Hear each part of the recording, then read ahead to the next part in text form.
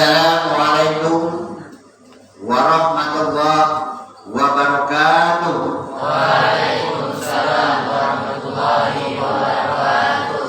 Bismillahirrahmanirrahim. Alhamdulillah wa syukurillah wa la hawla wa la quwata illa billahil aliyyil azim. Asyhadu an la ilaha illallah wa asyhadu anna Muhammadar Rasulullah sallallahu alaihi wasallam. Allahumma shalli wa sallim wa barik ala sayyidina Muhammad wa ala alihi wa ashabihi Rasulillah wa mawala. Amma ba'd. Faqala Allah ta'ala fil kitabil karim, a'udzu billahi minasy syaithanir rajim. Bismillahirrahmanirrahim. Zalikumullahu rabbukum la ilaha illa khaliqu kulli syai' wa'budu wa huwa ala kulli syai'in wakil. Shadaqallahu azim. Surat 6 ayat 102. Masyarakat muslimin, jamaah yang dimuliakan oleh Allah Subhanahu wa taala.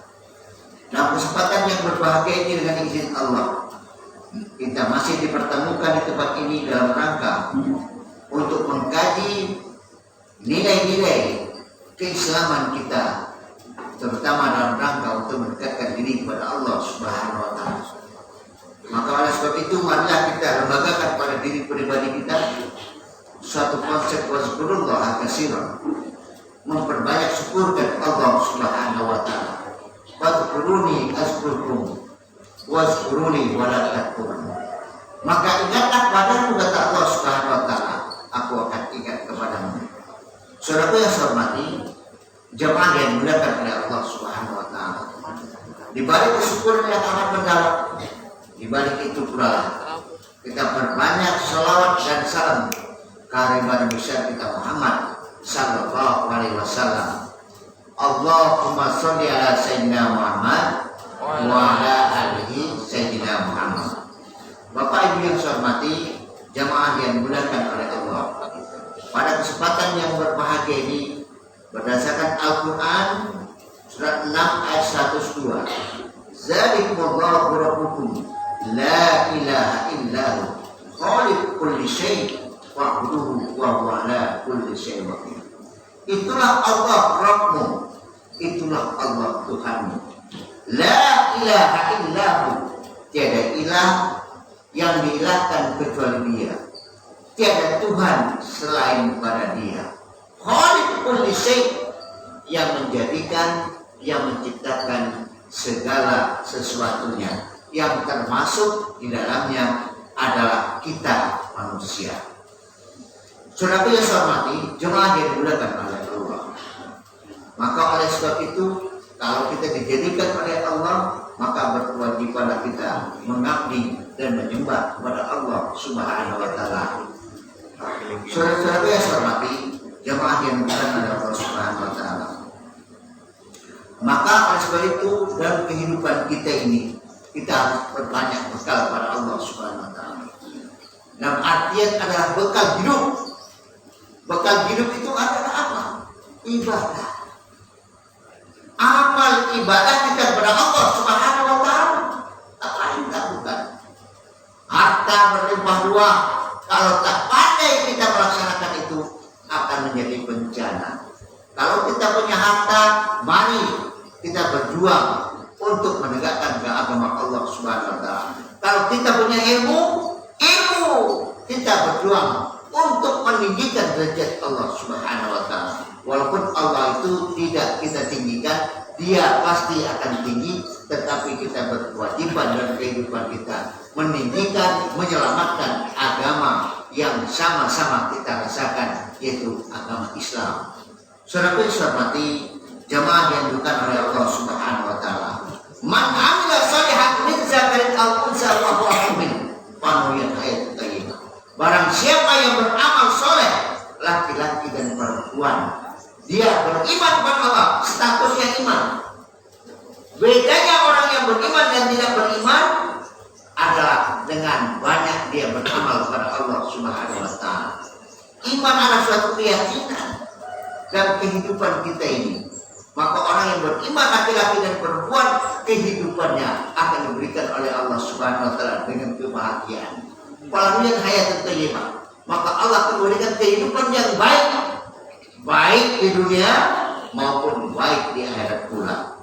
Maka oleh sebab itu, saudara-saudara saya hormati, jemaah yang bukan oleh Allah, ada 7 hal yang menerangi kita nanti di dalam kubur kita. Kita bakal akan mati. Kalau kita mati tidak bawa amal, maka kubur kita akan kelam. Maka kubur kita akan gelap. Maka kubur kita tidak ada yang menerangi. Apa yang menerangi dalam kubur kita itu adalah amal. Ya kan? Amal. Amal itu terbagi 2. Yang pertama, amal soleh. Apa itu amal soleh? Amal yang baik. Yang kedua, amal salah. Amal yang dilakukan tidak berdasarkan aturan Islam. Judi, zina, mabuk-mabukan, buka-buka aurat, berkata kotor, durhaka pada orang tua, tidak mau sholat, tidak mau ngaji, tidak mau baca Quran. Kata Romai Rama, tak mau, tak. Supaya tak mau dia. Orang ke masjid sholat Jumat, dia enak saja tidur di rumah. Orang puasa, dia enak, dia makan-makan. Inilah namanya amal salah. Kalau amal soleh, setiap sepertiga malam dia bangun. Ada apa di sepertiga malam? Walaupun di situ tidak katakan sholat wajib, ada sholat sunat namanya tahajud. Pahalanya dipergandakan oleh Allah Subhanahu wa taala bagi orang yang bermohon doa kepada Allah Subhanahu wa taala. Doanya tidak akan terhalang. Ya. Jadi sepertiga malam itu doa orang-orang yang tidak terhalang. Minta kepada Allah, ya Allah, ya Rabb, ya Allah, ya Tuhan kami. Bukalah pintu hati kami, ya Allah. Ampuni atas dosa-dosa kami, ya Allah. Karena kita sadar bahwa kita manusia banyak salah. Betul?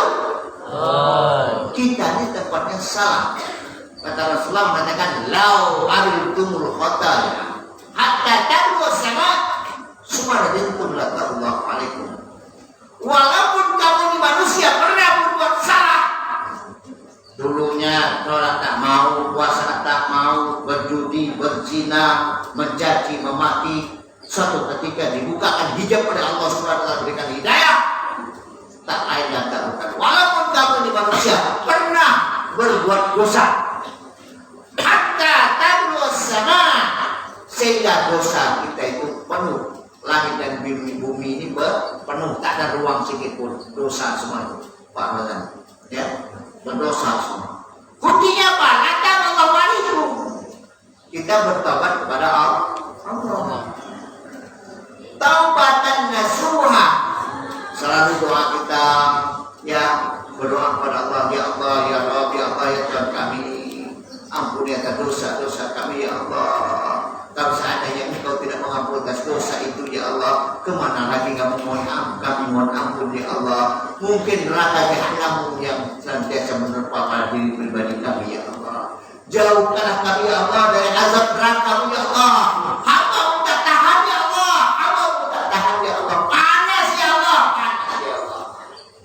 Ini kita bermohon kepada Allah Subhanahu wa taala. Selanjutnya hormati jamaah yang dimuliakan oleh Allah Subhanahu wa taala. Walaupun dosa kita banyak, tetapi kita menyadari atas dosa itu. Orang yang terbaik adalah orang yang mengakui akan dosanya. Kenapa? Karena dia yang tahu dosa dia. Karena dia yang melakukan dosa itu. Selanjutnya hormati jemaah oleh Allah Subhanahu wa taala. Maka oleh sebab itu yang menerangi kubur kita nanti, apabila kita tetap banyak amal, maka oleh sebab itu 7 hal yang dapat menerangi dalam kubur manusia itu. Yang pertama, apabila dia ikhlas dalam beribadah. Ikhlas dalam beribadah, tidak ada tekanan, tidak ada unsur keterpaksaan. insya Allah ibadah yang kita lakukan itu apabila tidak ada tekanan, tidak ada paksaan, ya ibadah kita itu diterima oleh Allah Subhanahu wa Ta'ala dengan rasa ikhlas. Orang yang punya rasa ikhlas dalam beribadah, insya Allah ibadahnya nanti akan menemani dalam kuburnya, akan menjadi penerang dalam kuburnya. Yang kedua, 7 hal yang dapat menerangi ya di dalam kubur kita itu adalah berbakti kepada ibu bapak. Kenapa kita harus berbakti pada ibu bapak kita? Ibu yang mengandung kita 9 bulan 10 hari, ke pasar dia bawa, ke masjid dia bawa, ya pergi kondangan dia bawa, nah, pergi buang air kecil dia bawa, pergi buang air besar dia bawa, masak dia bawa, ya semua yang kemana-mana dibawa oleh sang ibu kita. Ketika kita berada dalam alam rahim kita, maka itu jangan coba-coba kita itu berharap pada ibu kita. Kata Rasulullah SAW, 3 golongan manusia tidak akan masuk ke surga, di antaranya al-abu walidayya, orang yang durhaka kepada ibu bapaknya. Saudara yang saya hormati, jemaah yang diberkahi oleh Allah Subhanahu wa Ta'ala. Yang ketiga, 7 hal yang dapat menerangi dalam kubur kita itu adalah mempererat hubungan silaturahmi. Kenapa mempererat hubungan silaturahmi ini perlu? Karena kita ini masih makhluk sosial. Makhluk sosial itu tidak bisa hidup sendiri, betul tak? Tak bisa hidup sendiri. Kita saling ketergantungan antara satu dengan yang lain. Santri tergantung pada kiainya, kepada gurunya. Jamaah tergantung kepada mubaligha, ustadznya, kiainya, buyanya. Orang kaya tergantung kepada orang miskin. Kalau semua kaya, tak ada orang miskin, tak dapat dia membantu. Orang pintar, adanya orang bodoh. Maka itu Allah SWT menciptakan berpasang-pasangan. Ada laki-laki, ada perempuan, betul? Ada langit, ada bumi, betul? Ada gelap, ada cahaya, betul? Ada hitam, ada yang putih, betul? Nah, semuanya berpasangan. Kenapa? Karena kita tidak bisa hidup sendiri. Walaupun uang kita banyak, duit kita banyak, tapi kalau rumah ini kita tak pandai ya membuatnya, tak ada tukang rumah, tak ada tukang membuat rumah, maka rumah kita tidak jadi. Maka itu hidup kita ini jangan sombong. Aku ini kan sarjana, aku ini kan orang kaya mati, orang miskin mati, ya semuanya kita akan mati. Ingat itu, ingat itu, kita akan mati semua. Saudara yang saya hormati, yang ketiga maka itu pentingnya bersilaturahmi kita. Yang keempat, 7 hal yang dapat menerangi dalam kubur kita itu adalah tidak menyia-nyiakan usia dalam kemaksiatan. Kita diberikan nikmat umur, tapi jangan sampai kita sia-siakan untuk berbuat maksiat, ya, mabuk-mabukan, ya, berzina, merampok, maling. Kita pergunakan untuk maksiat. Jangan sampai umur yang diberikan oleh Allah Subhanahu wa Ta'ala kita pergunakan untuk berbuat maksiat. Mari kita pergunakan untuk mendekatkan diri kepada Allah Subhanahu wa Ta'ala. Maka umur itu akan berkah, betul? Ya, umur itu akan berkah. Namanya berkah umur. Kita bisa memanfaatkan umur yang diberikan oleh Allah Subhanahu wa Ta'ala. Selanjutnya yang menerangi di dalam kubur itu adalah tidak mengikuti kehendak hawa nafsu.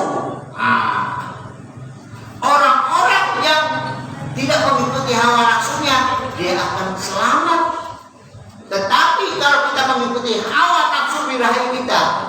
Semuanya kita lakukan tidak berdasarkan aturan Islam, maka kita itu akan celaka. Maka orang-orang yang tidak mengikuti kehendak hawa nafsunya, dia akan selamat. Ini sebagai penerang dalam kubur kita. Yang selanjutnya yang keenam, ya, yang menerangi di dalam kubur kita itu adalah bersungguh-sungguh dalam mentaati Allah. Jadi dalam mentaati Allah itu bersungguh-sungguh. Tasdiqun bil qalbi, keimanan hanya kepada Allah. Rukun iman itu ada 6. Di antaranya yakin dan percaya kepada Allah. Jadi kita beribadah betul-betul konsentrasi, betul-betul kita itu ya menyembah Dia yang kita sembah, Dia yang menjadikan, Dia yang memberikan segala sesuatunya hanyalah Allah Subhanahu wa Ta'ala. Dia tempat meminta kita mohon kepada Allah Subhanahu wa Ta'ala. Maka sebab itu bersungguh-sungguh dalam mentaati Allah Subhanahu wa Ta'ala. Ati Allah wa atiur Rasul. Ikuti Allah dan ikuti Rasul. Kenapa kita harus ikut Allah? Kenapa kita harus ikut Rasul? Rasul itu diantaranya Nabi Muhammad SAW. Maka Rasul itu kita ikutilah. Nabi kita bagaimana cara gerak geriknya, itu namanya hadis Rasulullah SAW. Bagaimana dia sholatnya, bagaimana dia makannya dan lain sebagainya harus kita ikuti. Ya, takdirnya Rasulullah SAW dan langkah mengikuti Allah Subhanahu wa Ta'ala. Ati Allah wa ati Rasul. Ya, wa ulil amri minkum. Ya, kita ikuti juga pemimpin yang salah menegakkan agama Allah. Yang ketujuh, yaitu yang menerangi dalam kubur kita itu adalah banyak berzikir kepada Allah. Kenapa banyak berzikir kepada Allah? Wazkuruni azkurkum. Maka ingatlah kepadaku, wazkuruni wala takurun. Aku akan ingat kepadamu. Kalau kita tidak ingat kepada Allah, maka Allah mungkin lebih tidak ingat kepada kita. Bagaimana caranya untuk mengingat Allah? Ya, innani anallah, la ilaha illa ana wa'udni aqimi sholat. Sesungguhnya namaku adalah Allah. Innani anallah, la ilaha illa ana, tiada ilah atau tiada Tuhan selain aku. Wa'udni, maka sembahlah aku siapa? Aku Allah. Kenapa kita ingin menyembah Allah? Ya, karena kita senantiasa diberikan segala sesuatunya oleh Allah Subhanahu wa Ta'ala. Innani anallah, la ilaha illa ana. Ya, la ilaha illa ana. Ya, la ilaha illa ana. Tiada ilah yang diilahkan kecuali aku. Ana itu aku.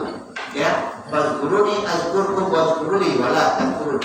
Ya, maka kita ingat kepada Allah dan jangan kita tidak ingat kepada Allah Subhanahu wa Ta'ala. Maka kalau kita jadi takurun, ingat kepada Allah, ya kita akan mendapat balasan insyaallah Subhanahu wa Ta'ala. Surah ini seperti jamaah yang dikenal Allah Subhanahu wa Ta'ala. Inilah kajian kita yang dapat saya sampaikan.